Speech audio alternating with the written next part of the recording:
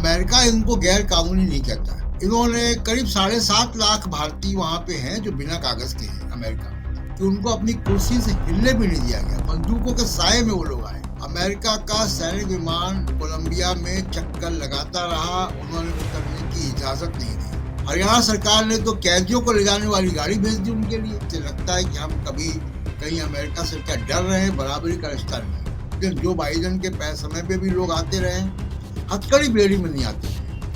ये दोनों सरकारों में फर्क है जो इस देश की जनता को समझना चाहिए। मोदी जी कहते हैं कि ट्रम्प हमारे दोस्त है, तो जो दोस्त ऐसा करता है। अमेरिका के राष्ट्रीय अध्यक्ष पद की शपथ लेने के बाद राष्ट्रीय अध्यक्ष डोनाल्ड ट्रंप इन्होंने चुनाव के दौरान जो दिया हुआ वादा है उसको पूरा करने के लिए शुरुआत की है।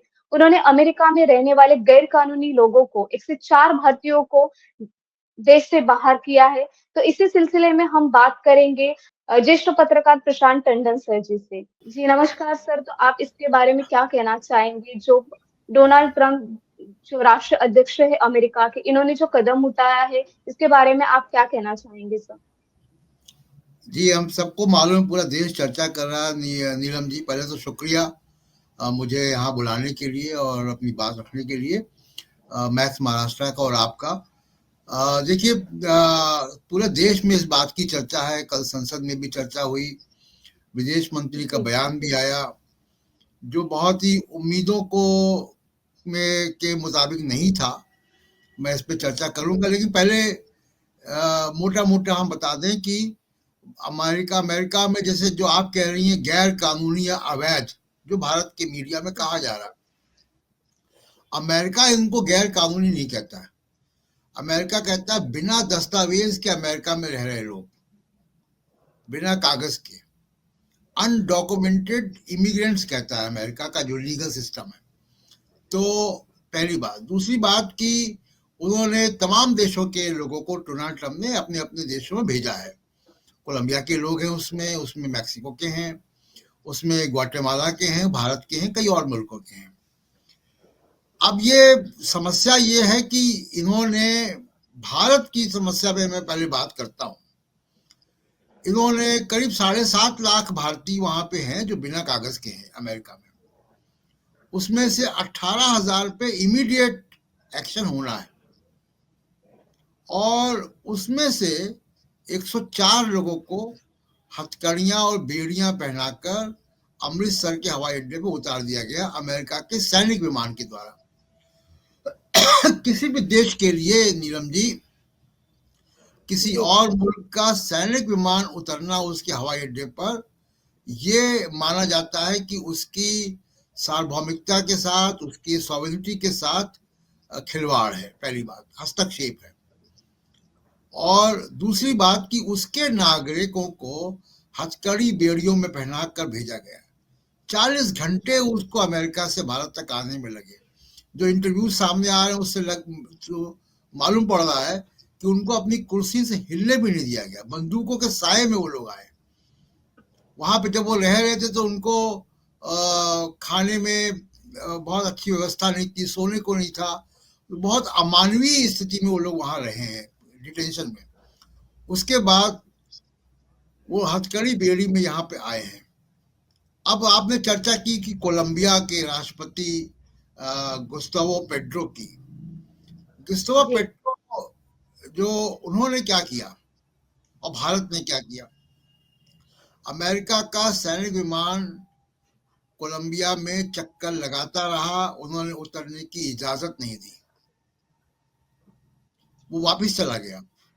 उसके बाद इन्होंने कोलंबिया की सरकार ने, गुस्तावो पेट्रो की सरकार ने अमेरिका से डिप्लोमेटिकली बात करना शुरू किया और अपने हवाई जहाज भेजे और अपने नागरिकों को बिना हथकड़ी बेड़ी के अपने देश में लाए। जब हवाई जहाज उतरा तो राष्ट्रपति खुद हवाई जहाज के अंदर गए।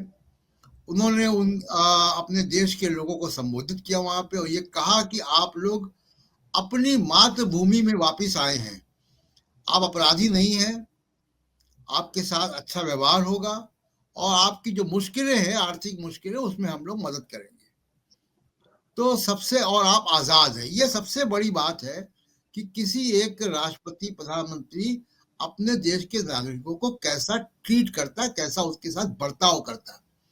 उसके बिल्कुल उल्टा हमारे देश में जब वो उतरा तो हथकड़ी बेड़ी में वो लोग आए, मीडिया को वहां जाने नहीं दिया गया।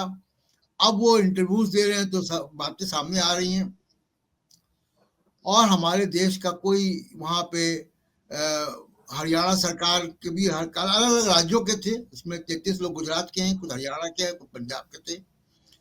हरियाणा सरकार ने तो कैदियों को ले जाने वाली गाड़ी भेज दी उनके लिए। तो बहुत शर्मनाक है, इस देश की प्रतिष्ठा पे आंच आती है। इससे लगता है कि हम कभी कहीं अमेरिका से क्या डर रहे हैं, बराबरी का रिश्ता नहीं है। एक और मैं बात बता दूं कि ये कोई पहली बार नहीं हो रहा है, पहले भी ऐसी घटनाएं हुई हैं। हवाई जहाज से जो बाइडेन के समय में भी लोग आते रहे, हथकड़ी बेड़ी में नहीं आते रहे। एक बात, दूसरी बात एक और मैं बताना चाहता हूँ कि सरकारें कैसे बिहेव करती हैं जब आपके नागरिक के साथ बाहर कुछ होता है। तो एक हमारी डिप्लोमेट थी अमेरिकन एम्बेसी में, उनका नाम है दिव्यानी खोबरागड़े, आजकल किसी देश में राजदूत है वो। दिव्यानी खोबरागड़े का कोई एक डोमेस्टिक हेल्प का मामला था, वहां की अमेरिका की पुलिस ने उनके खिलाफ कार्रवाई की और उनको हथकड़ी लगा दी। उनको हथकड़ी लगाने पर भारत ने पूरी ताकत के साथ विरोध किया, और मजे की बात यह है कि यही जो आज मौजूदा विदेश मंत्री हैं, उस वक्त डॉक्टर मनमोहन सिंह की सरकार के समय वो अमेरिका में भारत के राजदूत थे, जिनके समय ये मामला हुआ था। फिर देवयानी उस वक्त भारत की विदेश सचिव सुजाता सिंह ने कड़ी आपत्ति जाहिर की।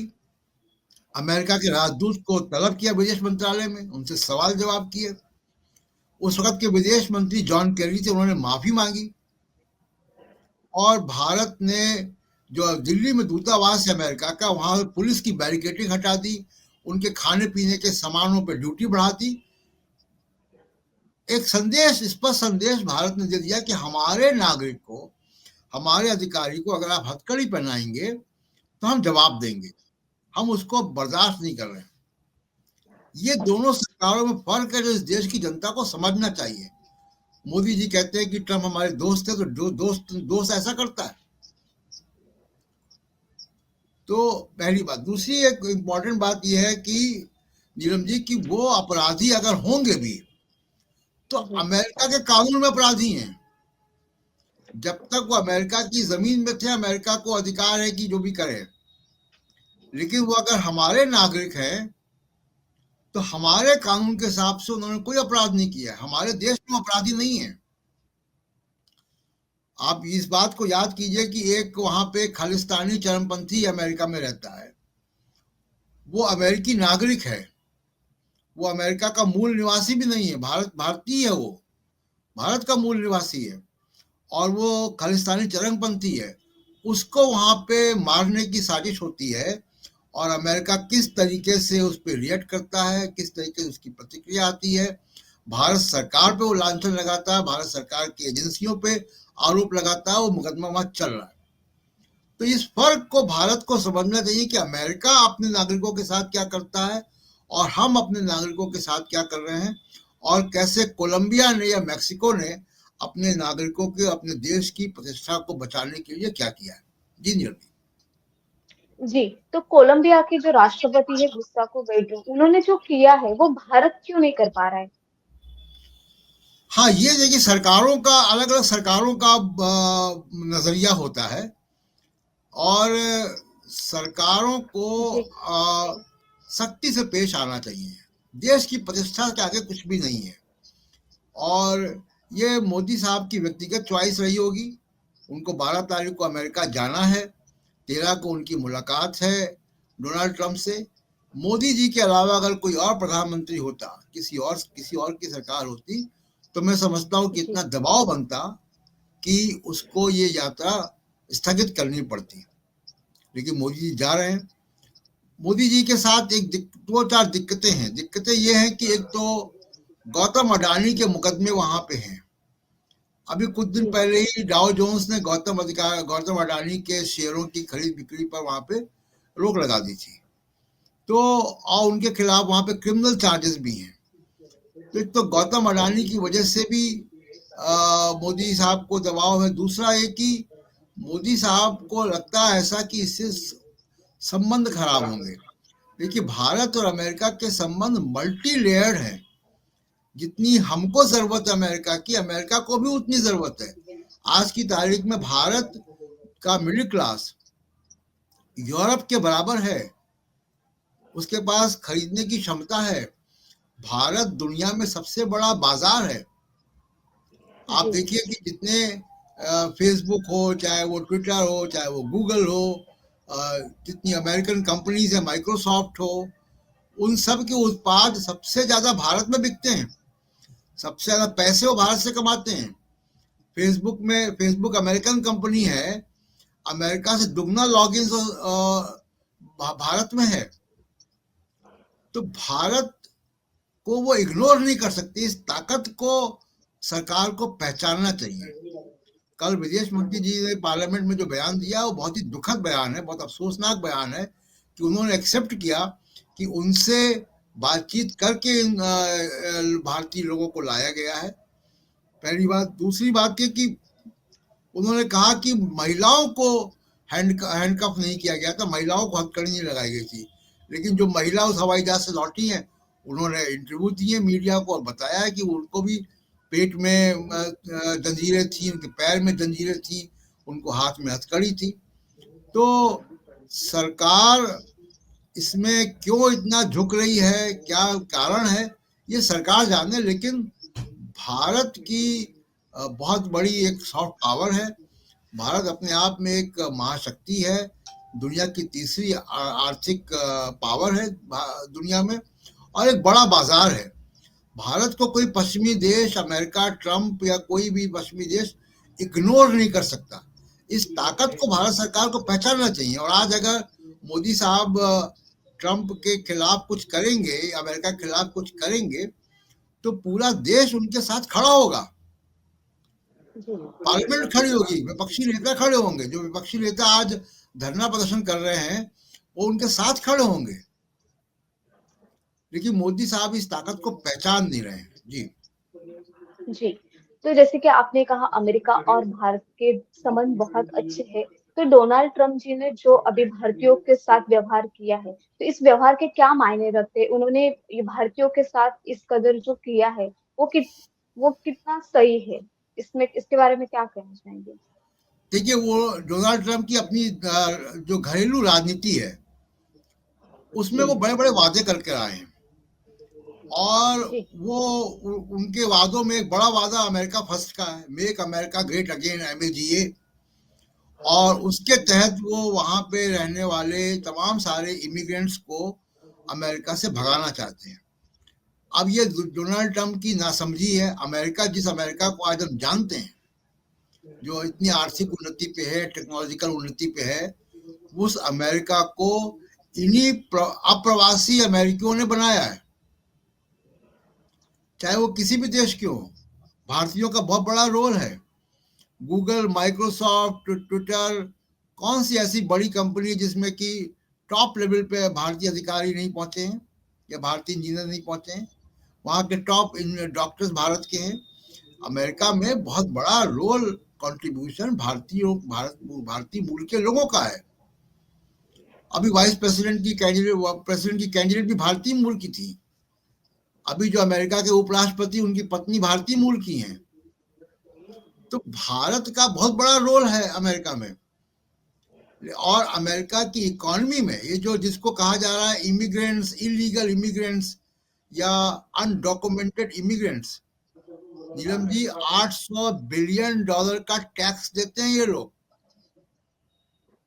अगर कोई अमेरिका में रहता हो, उससे आप बात करें, वो बताएगा आपको कि जैसे मान लीजिए कि मेरे घर में अगर प्लम्बिंग का कोई काम करना हुआ, मेरा नल खराब हो गया, फ्लश खराब हो गया, और मुझे किसी ऐप से, अर्बन क्लैप से या कहीं से मंगाना पड़े प्लम्बर, तो मुझसे 300 रुपए लेगा, 500 रुपए लेगा।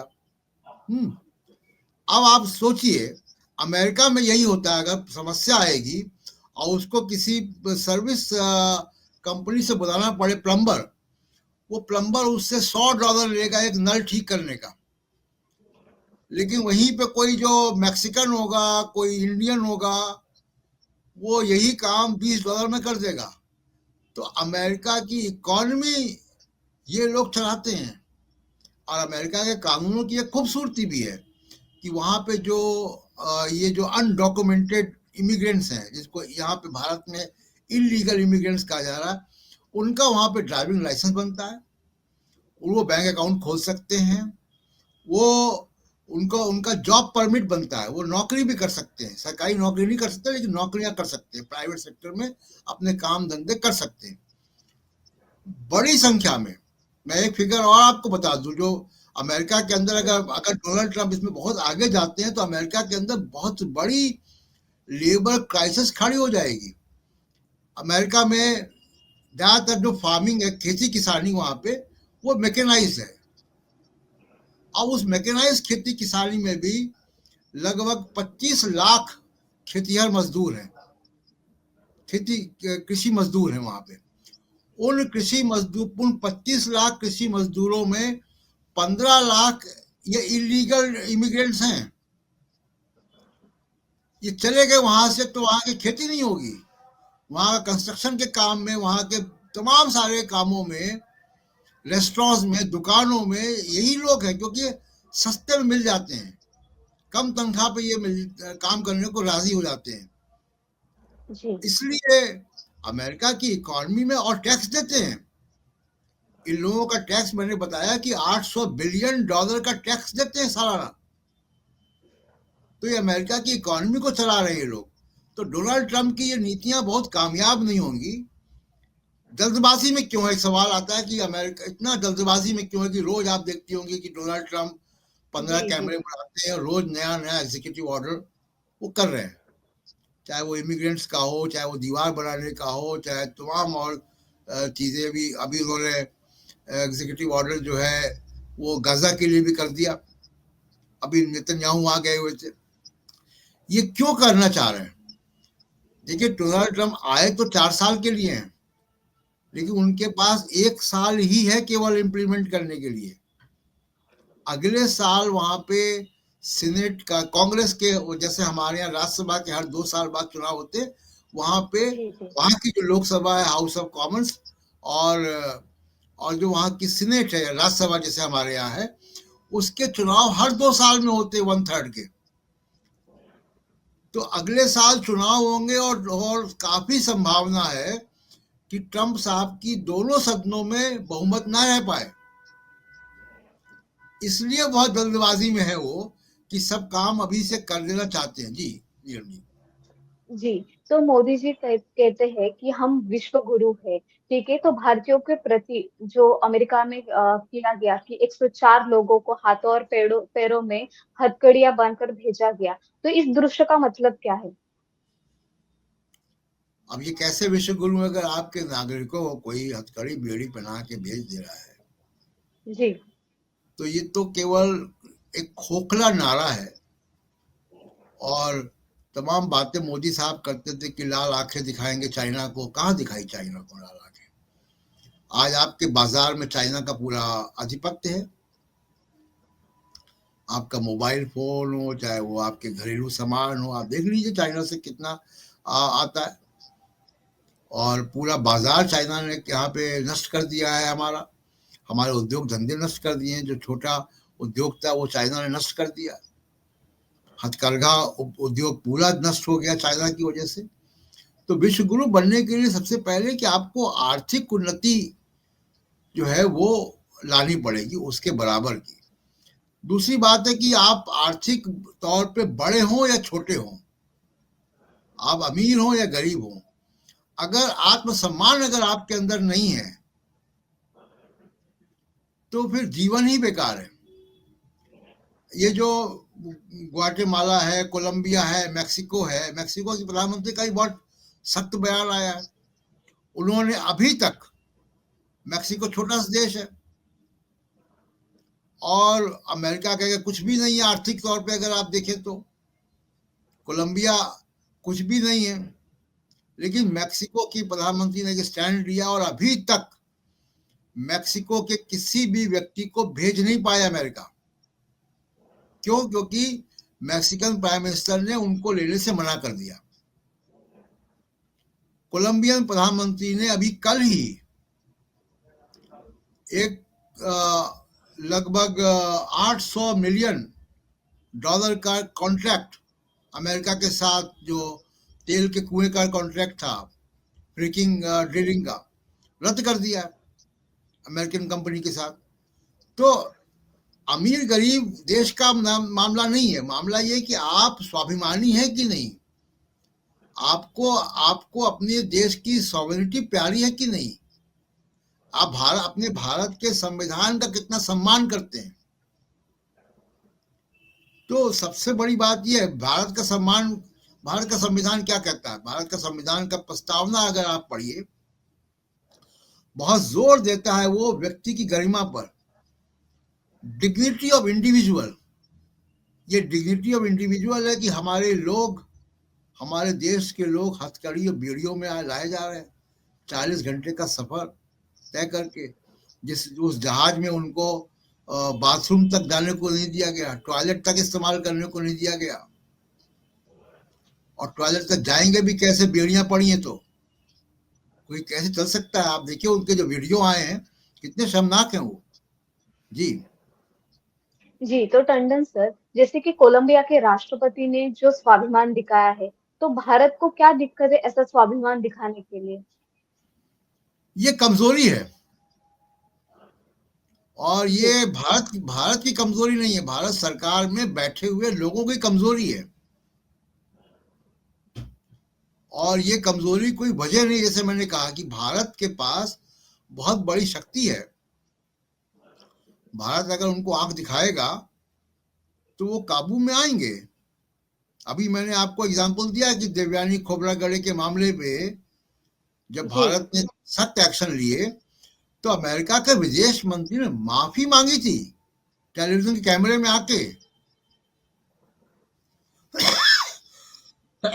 क्योंकि और तो मनमोहन सिंह थे जो प्रधानमंत्री, मनमोहन सिंह के बारे में तो कहा जाता है कमजोर प्रधानमंत्री थे। प्रधानमंत्री देखिए कमजोर नहीं होता कोई भी। एक मैं आपको अपना ही तजुर्बा बताता हूँ। मैं जी, प्रधानमंत्री कार्यालय कवर करता था बतौर करस्पॉन्डेंट, और देवगौड़ा भारत के प्रधानमंत्री, देवगौड़ा तो बहुत कमजोर प्रधानमंत्री थे। देवगौड़ा, और उस वक्त जो दुनिया का जिसको सबसे ताकतवर मीडिया का मालिक माना जाता है, जिसके हर कॉन्टिनेंट में मीडिया चैनल्स हैं और अखबार हैं, रूपर्ट मुर्डॉक अपना ऑफिस भारत में खोलना चाहता था। देवगौड़ा से मिलने आए, देवगौड़ा ने उनको इंतजार करवा दिया। हम लोगों के सामने की बात है, हम इंतजार करवा दिया उनको, बाहर रिसेप्शन में बैठा दिया उनको, और उसके बाद उनसे मिले और मना कर दिया कि हम आपको इजाजत नहीं देंगे। ये होती भारत के प्रधानमंत्री की ताकत। अटल बिहारी जी, वाजपेयी ने जॉर्ज बुश ने उनको फोन किया, और गल्फ वॉर के समय अमेरिकी जहाज भारत में उतारने की वो रिक्वेस्ट कर रहे थे अफगानिस्तान के लिए। अटल बिहारी वाजपेयी ने मना कर दिया उसी फोन कॉल में कि हमारी पार्लियामेंट इसके लिए राजी नहीं होगी। भारत ने एक 1,70,000 युद्ध में फंसे हुए कुवैत से भारतीयों को निकाला। वो अभी तक विश्व रिकॉर्ड है, Guinness book of world record में वो बात है। उस वक्त के विदेश मंत्री इंद्र कुमार गुजराल थे, जो बाद में पीएम बने। गुजराल साहब कुवैत में बैठे रहे जब तक आखिरी व्यक्ति हवाई जहाज में भारतीय बैठ नहीं गया। ये होता है कमिटमेंट सरकार का, जी। जिसमें तो मोदी साहब, उनकी सरकार पूरी तरीके से विफल साबित हुई है। जी, तो अभी जैसे कि हालात हुए हैं, तो आपको क्या लगता है कि अमेरिका के साथ अभी भारत ने व्यवहार करना चाहिए? बिल्कुल, बिल्कुल, भारत का ये तो 120 लोगों की बात है और 18,000 लोगों की बात है। भारत को तो तब भी विरोध करना चाहिए कि जब अमेरिका की धरती पर अगर भारत के किसी भी व्यक्ति को हथकड़ी लगाई जाए जो भारत का नागरिक है, तो भी विरोध करना चाहिए और उसको लीगल मदद देनी चाहिए हमारी एम्बेसी को। कल विदेश मंत्री ने कहा कि उनको किसी ने अप्रोच नहीं किया लीगल मदद के लिए। जो व्यक्ति डिटेंशन सेंटर में है, जो व्यक्तियों वहां पे कैद में है, वो कैसे मदद मांगेगा? तो भारत का कोई भी नागरिक अगर अमेरिका या किसी भी देश की धरती पर है और उसके खिलाफ कोई कानूनी कार्रवाई होती है, तो भारत सरकार का फर्ज है कि उसकी मदद करें, उसको वहां पे कानूनी सहायता दें और उसके साथ खड़े रहें। हमारे बीच में प्रत्यर्पण संधि है तमाम देशों के साथ, 100 से ऊपर देशों के साथ। उसको यहाँ बुलाएं, यहाँ की अदालतें उसको सजा देंगी। भारत के किसी भी नागरिक का बाहर अगर अपमान हो रहा है तो भारत का अपमान है वो। आप किसी भी, मैं अभी कह रहा हूं कि भारत सरकार के किसी भी अधिकारी की, पुलिस की हिम्मत नहीं है, मैं शब्द इस्तेमाल कर रहा हूं, हिम्मत नहीं है कि किसी अमेरिकी नागरिक को, टूरिस्ट को भी पकड़ के हथकड़ी लगा दें। जी तुरंत उनकी एम्बेसी हरकत में आएगी और उसको छुड़ाएगी। ये होता है। ये भारत की सरकार अपने देश की प्रतिष्ठा को बनाने में, कायम रखने में, बचाने में और अपने देश के नागरिकों के आत्मसम्मान की रक्षा करने में पूरी तरीके से विफल रही है। जी जी तो इसी महीने अभी जो व्यवहार अमेरिका के राष्ट्राध्यक्ष डोनाल्ड ट्रम्प जी ने भारत के साथ किया है, भारतीय नागरिकों के साथ, तो इसी महीने मोदी जी, पंतप्रधान हमारे नरेंद्र मोदी जी अमेरिका के दौरे पे जा रहे हैं। तो क्या उन्होंने इस दौरे पे जाना सही है? मैं तो ये कहता हूं कि नहीं जाना चाहिए। 12 तारीख को जा रहे हैं, 13 फरवरी को उनकी डोनाल्ड ट्रंप से मुलाकात होनी है। मेरा तो मानना है कि नहीं जाना चाहिए और यहाँ से विदेश मंत्री को भेजना चाहिए। हमारी एम्बेसी वहाँ के अधिकारियों से टच में आए और अगली जो खेप आनी है भारतीयों की, वो कमर्शियल फ्लाइट से आए। भारत इतना बड़ा देश है, 3 ट्रिलियन की हमारी इकोनॉमी है। हम एक 18,000 के 18 लाख लोगों को भी ला सकते हैं। हम लेकर आए 1,70,000 लोगों को, जब लेकर आए तब तो हमारी इकोनॉमी इतनी बड़ी नहीं थी। एयर इंडिया के जहाजों से हम लेकर आए, उनके खाने पीने का इंतजाम था, उनके लिए बसें लगी हुई थी यहाँ पे। तो भारत के इनको भेजना चाहिए यहाँ से विदेश मंत्री को, और किस तरीके से वो प्रोसेस होगा कि जो अनडॉक्यूमेंटेड इंडियंस हैं उनको कैसे लाया जाएगा। बाकी फिर जांच आप करते रहे कि वो कैसे गए, कौन से एजेंट थे जिन्होंने उनको ठगा है, ये जांच यहाँ की पुलिस करती रहे। लेकिन सबसे पहली जरूरत है कि आप अपने देश के नागरिकों के आत्मसम्मान और प्रतिष्ठा की रक्षा करें। जी नीलम जी। जी और आखिरी सवाल, डोनाल्ड ट्रम्प जी की कंपनियां हैं जो भारत में, खास कर कर मुंबई में बड़े प्रोजेक्ट निवेशित किए जा रहे हैं, और भाजपा के मंत्री नेताओं के साथ ये बैकग्राउंड को आप कैसे देखते हैं? देखिए, डोनाल्ड ट्रम्प एक बिजनेसमैन है और जी उनके सब जगह बिजनेस इंटरेस्ट हैं। महाराष्ट्र में भी है, यहाँ गुड़गांव में भी है, दिल्ली के बगल में, और पुणे में भी जी है ट्रम्प की बिजनेस। वो एक रियल एस्टेट बिजनेसमैन है और उनके बेटे उस काम को संभालते हैं। वो बिजनेस जैसे बाकी विदेशी कंपनियां भारत में बिजनेस करती, वो नियम उनके ऊपर भी लागू होने चाहिए और नियम लागू होने चाहिए। लेकिन अगर वो डोनाल्ड ट्रम्प भारतीय नागरिकों के साथ अगर दुर्व्यवहार करते हैं, हथकड़ी बेड़ी लगा के करते हैं, तो भारत को भी इस पे जवाबी कार्रवाई करनी चाहिए। अगर ट्रम्प के बिजनेस इंटरेस्ट से उसको भारत की प्रतिष्ठा कायम रखती, तो ट्रम्प के बिजनेस इंटरेस्ट को भी यहाँ पे उनको उनको कानून के दायरे में लाना चाहिए। जी जी धन्यवाद सर, हमारे दर्शकों को इतनी महत्वपूर्ण जानकारी देने के लिए आपका मैक्स महाराष्ट्र में बहुत बहुत धन्यवाद सर। धन्यवाद नीरज जी, थैंक यू।